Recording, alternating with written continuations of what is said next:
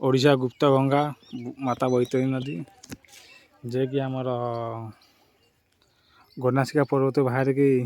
केन्दुझर जाजपुर भद्रक केन्द्रापड़ा देखिए मिसी आमर बंगोपसागर ओडिशा को गुप्त गंगा कहुए आप देखिपे आप देखते मंदिर देखा से मंदिर केन्दुझर डिस्ट्रिक्ट लास्ट गाँ हूँ आमर साले शंखेश नाम परिचित से मंदिर एवं से जाजपुर से केन्दुझर यही गाँ कथा कहमी है गोपापुर ग्राम साइड नदी बही अच्छी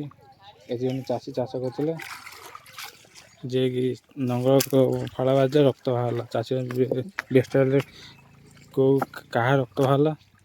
किसी खोजी पाइले राति महादेव स्वप्न कहे मुझे अच्छे मंदिर करते जहाँकि गोपापुर एक मंदिर अच्छी से मंदिर आज को 400 वर्ष तक मंदिर एवं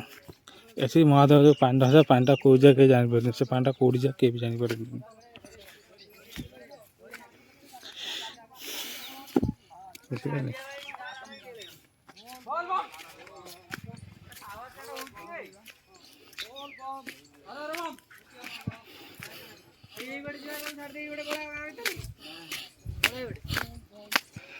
मंदिर